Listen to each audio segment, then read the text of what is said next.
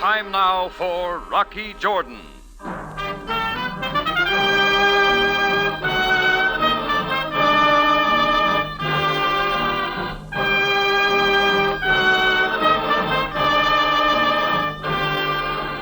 Not far from the Mosque Sultan Hassan in Cairo stands the Cafe Tambourine, run by Rocky Jordan.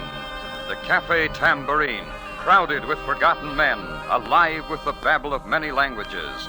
For this is Cairo, where modern adventure and intrigue unfold against a backdrop of antiquity. Tonight's story, 20 Fathoms Under.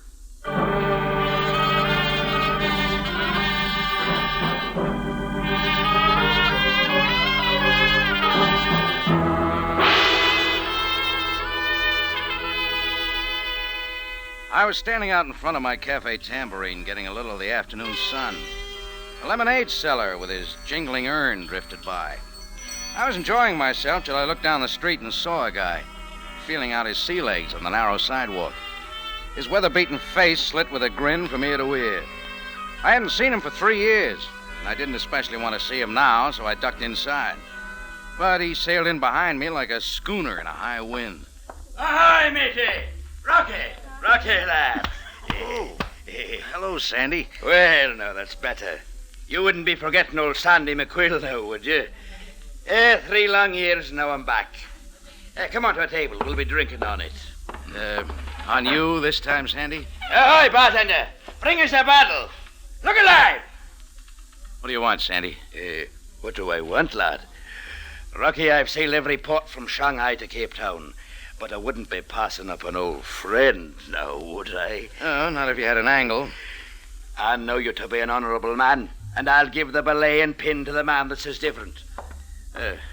Here we are. Sandy's paying for this, Chris. Aye, lad. This is a great day for us, Rocky. Now then, lad, to the old days. It'll cost you 24 piastres. You'll get it, lad, and plenty more. Scud up alongside, Rock. Oh, I can take it from here. What are you asking for, Sandy? Asking, Rocky. Nothing of the kind.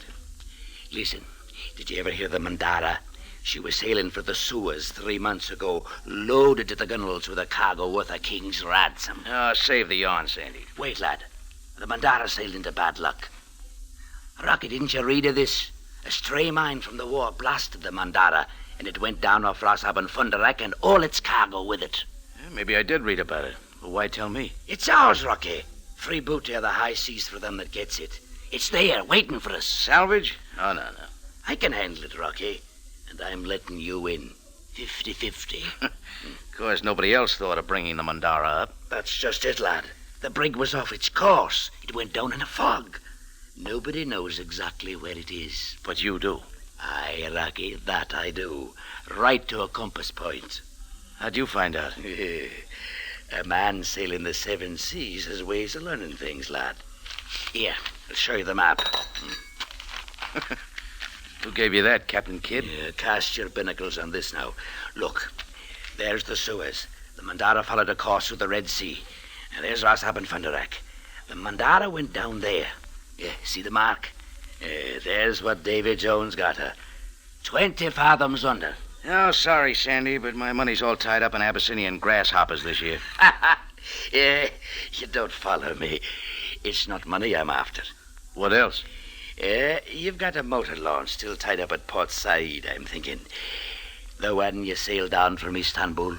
Yeah, only because nobody'd buy the tub. Is that all you want? Aye, Rocky. It's good enough. I'll rig it for diving and man it with a couple of buckos from the side wharves. That's all I'm asking for, Rocky. What do you say? Sure, why not? And I hope it sinks before you get out of the harbor. Never you worry. Sandy McQuill can sail any brig with a hull. You'll sign the papers to get me out of port? Yeah, and out of the Tambourine. And there'll be some papers for you to sign. Wait.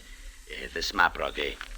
Look at it well. Just get it off the table. Now, only you and I know, lad. We'll keep it that way, eh? Sure, but... Hey, what are you doing? There.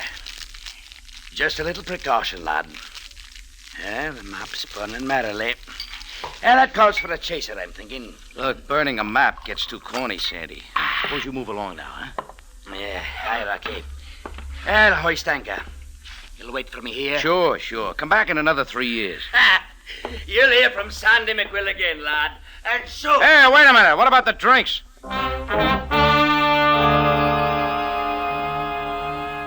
Chris made a move from behind the bar to stop him, but I said not to bother. Sandy McQuill had a habit of barging into my life every few years. Whatever the pitch, he never got off with very much. I figured this time he was just around for free drinks. He hadn't told me where he was going, and I didn't care. Well, by the next evening, I hadn't heard from him again, and I was real glad. McQuill was clear out of my mind when the office phone opened up. Cafe Tambourine. Mr. Rocky Jordan? Jordan speaking, lady. Thank you. My name is Ming Lee. What can I do for you, Miss Lee? I am calling at the command of my father, Sen Wang Lee. Do I know him? No, you have not met. My father instructs me to tell you that he wishes most urgently to talk with you. Well, all right. He'll find me around the bar most any time of day. My father is unable to meet you there. It is his wish that you honor him with your presence in his most humble home. What does he want, Miss Lee? My father wishes to talk to you about the Mandara. Wait a minute. What makes your father think I know anything about the Mandara? He read it in the paper, Mr. Jordan. Look, Miss Lee, I don't know what this is all about, but tell Mr. Lee I've got nothing to do with the ship. But, Mr. Jordan, the paper said... I don't care what the paper said. It's a mistake. But my father... Just tell your father to forget about the whole thing. There's nothing to it. That all, Miss Lee? Yes. I will tell him, Mr. Jordan. Goodbye.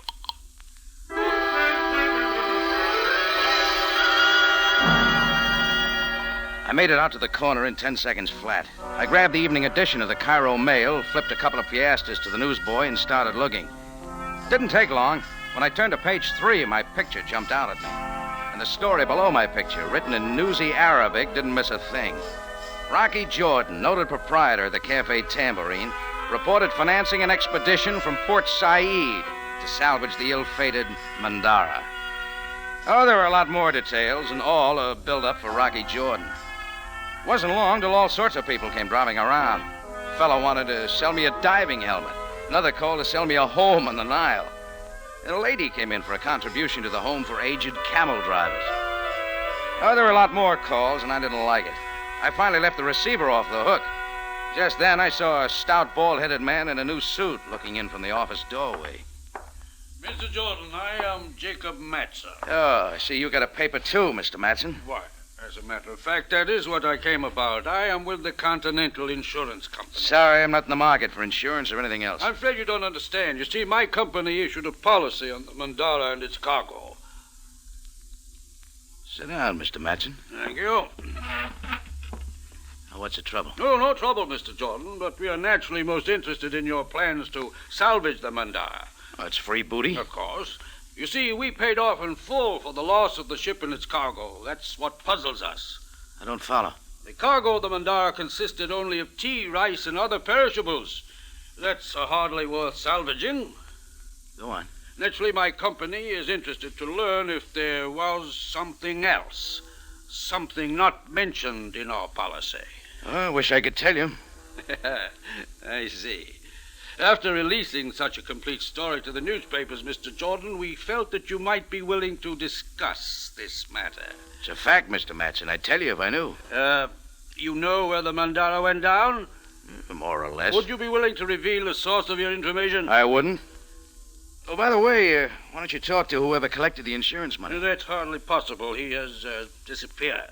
Any idea where? Who knows? Perhaps like others who knew too much about the Mandara, he is dead. Yeah. You understand my company's interest now, Mr. Jordan? Maybe. I'll let you know what I find. Thank you. Good day, Mr. Jordan. Jacob Matson put on his pinch glasses. They dropped off again, and he went out. Right then, I decided to toss the ball to the Cairo police before they started coming to me. I found Captain Sam Sabaya inspecting a long row of newly fumigated cells. I got the feeling he was laughing at me when I showed up, but His face didn't show it. Well, how convenient, Jordan. I've been trying to call you. Oh, my phone's been real busy. Well, such is the price of fame. Anything special you called about? Yes, Jordan. It is about the item in the afternoon paper. Hey, did you like my picture, Sam? It should attract a certain type of clientele to your tambourine. I don't know quite how to take that. That one is okay. Jordan, how did you come by this information about the Mandara? Well, in the first place, Sam, I didn't put that item in the paper. I'd like to know who did and why. Then you have no intention of this salvage operation? A friend of mine thinks he knows where the Mandara went down. I said he could use my boat, that's all. What does he think he'll find? I don't know. Could you not ask him? Sure, and I will. After I found out what you've got in the Mandara. The information in the newspaper article is correct, Jordan. The ship was reported sunk by a mine, obviously still floating from the war. This cell will do. Anything more, Sam? Yes, and this will perhaps interest you, Jordan. Only the captain and 4 of the crew escaped from the sinking ship.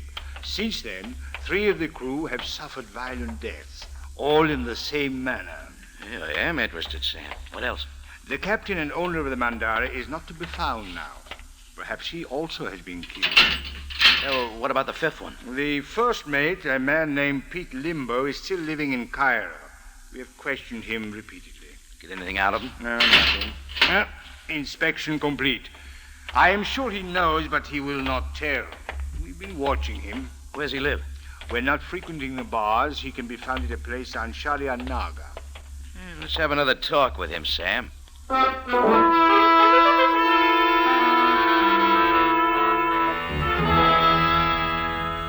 Sometimes Sam surprises me, like this time. Without batting an eye, he called for his black limousine. In about 15 minutes, we were driving down Sharia Naga, trying to miss the bumps. An excited cluster of natives were crowded around an open doorway as we pulled up to the curb.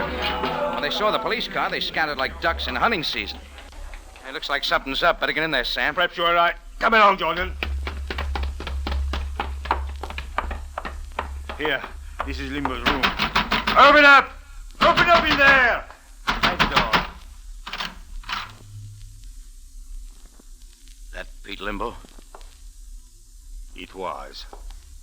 Didn't watch him any too well, Sam. We could not watch him every minute, Jordan. Yeah, I know. Somebody sure took care of him. Exactly as the other 3, Jordan. Hung by the thumbs and then the knife.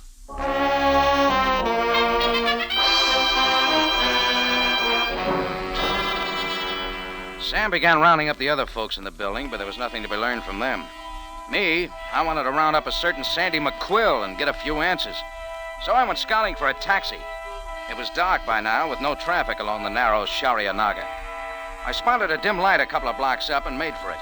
As I passed an alley, I knew I should have stayed with Sabaya. 2 powerful shadows moved out quick and pinned me to the wall. I tried to make it interesting, but right then I felt a cord wrap around my neck. A silken cord, drawn tight. I stopped fighting real quick. You're smart, Jordan. You got respect for the cord, huh? It can get awful tight. Yeah. All we gotta do is pull. A little too hard. Maxie pulls his end, I pull mine. Look, what's the big idea? Shut up. All you gotta do is listen. Yeah, we got information. So get it, Jordan. Keep away from the ocean. You might get seasick. I'm not going anywhere. That's right, Jordan. You know something about the Mandara? If you do, forget it. Forget real fast. Nobody's diving for the Mandara, Jordan. Especially not you. Know why? 'Cause there's nothing there you want. Nothing. Go back to the tambourine, Jordan. Stay there, you'll live longer. You know what if you don't? Next time, we'll twist the cord. Tighter! And tighter. And tighter!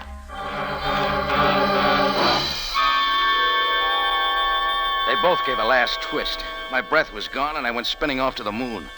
The curtains were closing in when the cord loosened. Then they slammed me back into the alley and were gone.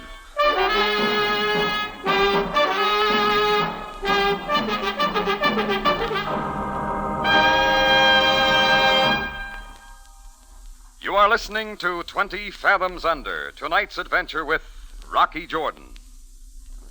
You'll find the chills colder, the excitement sharper, and the stories better on CBS Mystery. At 9 tomorrow night, Enjoy thrilling mystery on Inner Sanctum when the creaking door opens and exposes a man returned from the dead. Then on Tuesday night, remember Mr. and Mrs. North at 8:30, followed by Mystery Theater at 9. Yes, you'll find colder chills, sharper excitement, and better stories on CBS Mystery.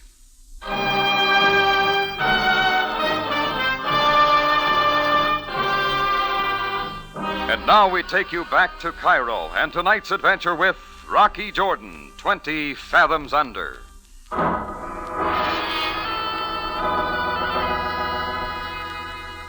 It was all started by a sea dog named Sandy McQuill who wanted to salvage the sunken freighter Mandara. The cargo of the Mandara was supposed to be nothing but tea and rice. And after the sinking, members of the crew had been killed one by one, all in the same manner. I didn't want any part of it, but the story got spread all over the newspapers with my picture. Then a couple of guys gave me the silk cord treatment with threats to lay off and dump me in an alley.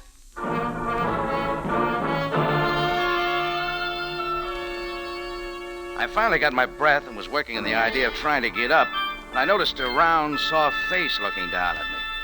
Her eyes were curious, but not afraid. What is it that has happened here? Don't you know?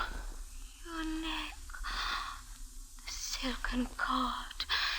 And you live. Say, haven't I heard your voice before? I do not know. I am Ming Li. Ming Li. You called me on the phone this afternoon. And you are Rocky Jordan. Just where did you come from? I was searching for you. I'll bet you were. Mr. Jordan, I am but obeying the command of my father, Sen Wang Li. He wishes to speak with you. He doesn't give up easy, does he? My father feels that it is most important. Will you come with me now? Maybe I've been pushed around enough for the night. But my father does not wish you harm. Just questions, huh? Perhaps more. Come, let me help you. All right, Ming. Let's go see what Sen Wang Li has on his mind. This way, Mr. Jordan.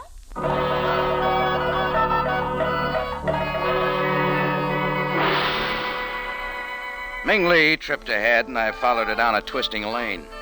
She took me into the Chinese sector, where the houses overhanging the street almost touched overhead. At one of the doors, we turned and went in. Ming led me down a dimly lit hall, off another corridor, and finally into a room rich with tapestries. A little heavy on the incense for me, but furnished in the dignity of the upper-class Chinese. Standing in front of a teakwood desk was an old Chinese in Mandarin dress. But something else caught my eye as he took a couple of steps toward me. He was the first Chinese I'd ever seen with a peg leg. I have obeyed your command, my father. You honor my house, Mr. Jordan. That is all, Ming. I am Sen Wang Li. Look, Mr. Li, I'll clear up a couple of points real quick. I don't know what's on the Mandara worth salvaging. In fact, I don't know where it went down. And yet we have read that you plan to find the Mandara. Mr. Li, what I want to know is why you and a couple of dozen other people in Cairo care whether I salvage the Mandara or not. The interest of other people is not my affair, Mr. Jordan, but for me it is most imperative. Enough to set two muscle men on me with a silken cord? Mr. Jordan, let me explain. The captain and owner of the Mandara insured the ship far beyond its worth. It was his plan to sail to Shanghai and take on a cargo of tea and rice. Go on. Sailing back into the Red Sea, the captain then conspired to sink his own ship, report the disaster from a floating mine, and collect the insurance. But I still Wait, don't... Mr. Jordan. While in port at Shanghai, the captain was approached by my brother, a most respected man who had to leave China secretly and quickly.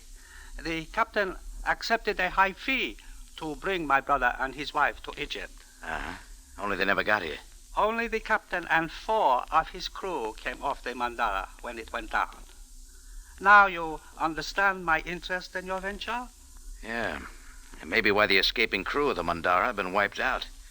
Chinese retribution? Mr. Jordan, my only interest is to recover the body of my brother and his wife, so that someday I might bury them with their ancestors. Mr. Li, I think I should talk this over with Sandy McQuill.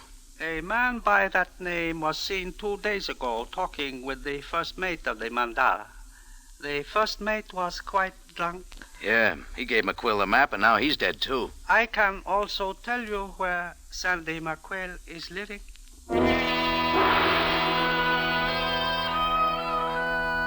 Sandy McQuill's address turned out to be a third-rate hotel, past the Frank Quarter and near the Hassan Bazaar. I took the steps up 2 flights and slammed at McQuill's door. Oh, Rocky, lad. That's right. We got a salvage deal, remember? Why, sure, Rocky. Well, bags all packed and ready to go, I see. Well, sure, I'm shoving off right away. For Port Said? Let's go. On the way, you can clear up plenty. No, Rocky. As a matter of fact, I've changed my mind. The Mandara's no good for us. Wait a minute. We made a deal to salvage that hulk. You said there's valuable cargo aboard. Forget it, my boy, forget it. I'm setting my sails for Marseille. There's a little girl that's waiting, you know. Cut it, Sandy, cut it. Just why did you change your mind? Like I told you, Rocky, lad. Answer me something, will you? Did a guy named Pete Limbo give you that map to the Mandara? You seen Limbo? Yeah, I saw him. Hanging by his thumbs. A knife did the rest. Yeah, you see, Rocky, lad. We're getting out of this. It was that story you put in the newspaper. You queered everything. Yeah, it's another thing. Just how did that story get in the paper? I don't know. Rocky, don't you see? It's best I'll tell you what I think. I think you put it there to set me up as a kingpin. I don't know just why, but... Oh, no, Rocky, lad. Would I do that to me old drinking mate from Frisco days? Come to think of it, maybe you never planned to take my boat out after all. The whole deal was a cover-up for something else. Oh, it ain't so, Rocky.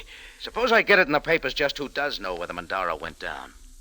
You, Sandy. No, Rocky, for what good reason? Think about it. Pete Limbo might not be the last to hang by his thumbs. Oh, you wouldn't do that, lad. You wouldn't do that to Sandy McQuill. All right, then. Grab your bags and come on. Where are we going? We're catching the night train to Port Said. You're going to go diving for the Mandara if I have to let you down by the heels.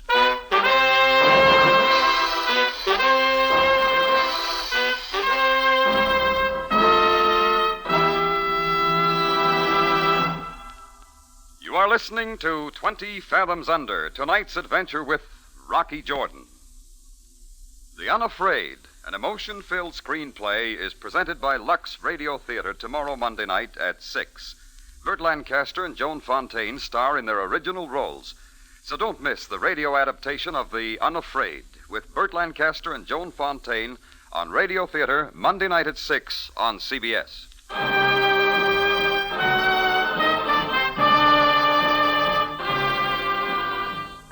Now we take you back to Cairo and tonight's adventure with Rocky Jordan, 20 Fathoms Under.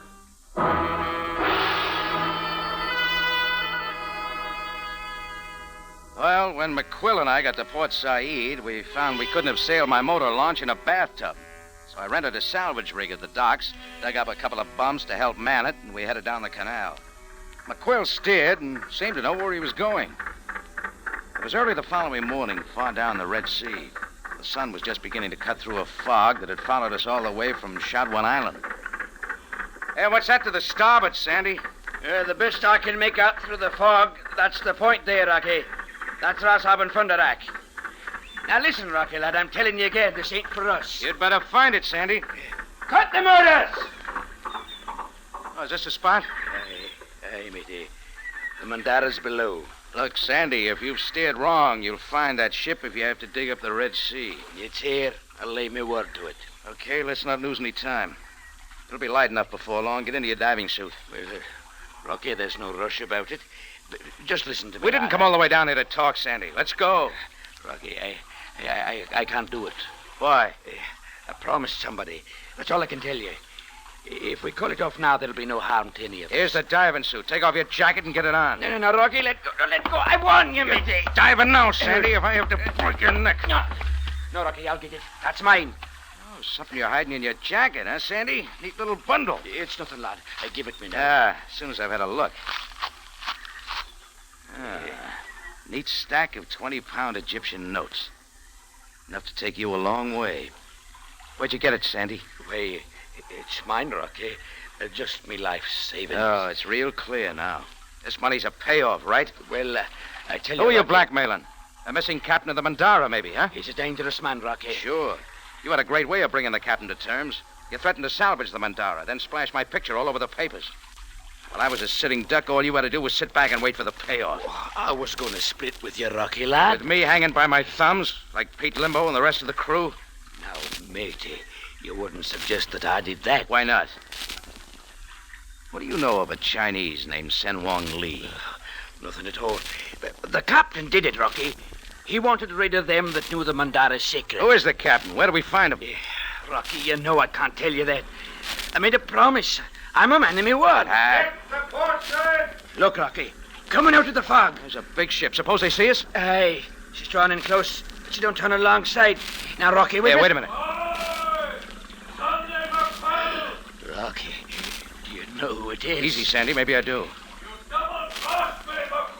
Yeah, it's Matson, the insurance man who came to my office asking about the Mandara's cargo. He had a beard before that, Rocky. It's the captain himself. I see.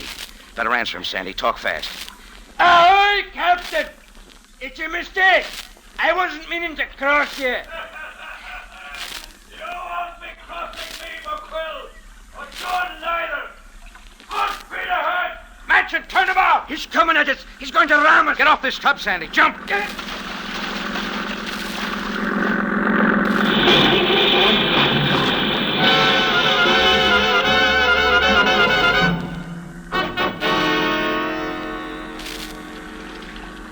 Well, after that, there was a lot of splashing around. I saw the captain swing about to get a look at the results and maybe try for us again. Just then, we heard another sound. And the sun's rays cutting the fog pointed out a speedy Egyptian Coast Guard cutter bearing down. The captain changed his course, but he was way too late. Their warning shots were inevitable. The captain cut his motors, and it was all over. A few minutes later, the crew of the cutter pulled us out of the water. It seems Sam Sabaya had been way ahead of me again, and had tipped off the Coast Guard to watch for trouble. Well, there was nothing left for Captain Matson, whatever his real name was, except to make a full confession, including the murder of his crew. Not long after that, a government salvage boat brought up the bodies of Sen Wong Lee's brother and his wife. But so far as I know, McQuill's money is still floating around the Red Sea.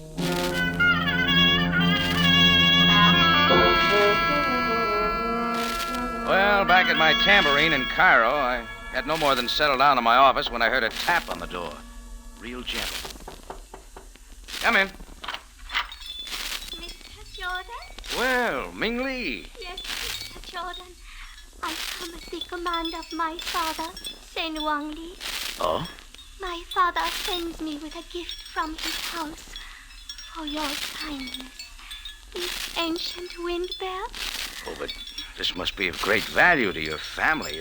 I didn't ask for anything. You will honor my father by accepting it.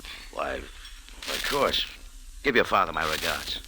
Also, Mr. Jordan, my father wishes you to know that he feels deep gratitude and devotion to you. Wait, Ming. Yes, How do you feel? I feel that my father is most wise.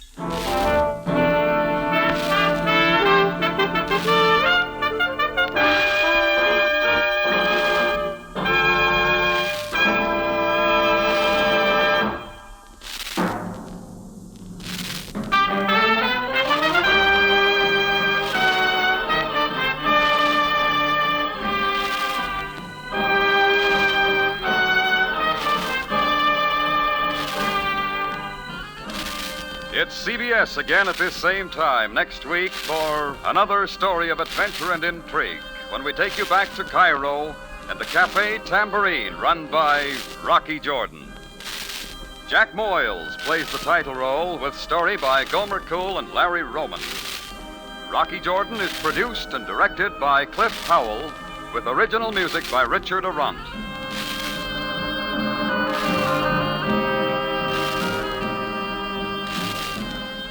Larry Thor speaking. This is CBS, the Columbia Broadcasting System.